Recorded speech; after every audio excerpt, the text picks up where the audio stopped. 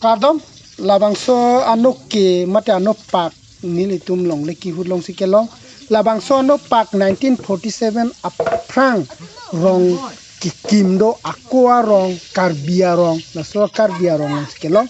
This particular it's what we say instrument we got in a while we are digging the land.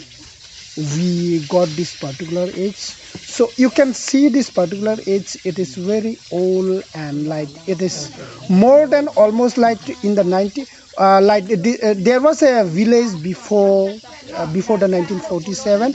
There was a Karbi tribal people lives there, and they were using this particular age for their instruments and purpose. And now while we are digging this particular land, so we got this particular age, and you can just see that this particular age is very old, and almost this is, we can say, almost 80 or 90 years old. When before the 1947, this particular age was using by the tribe people of Karbi.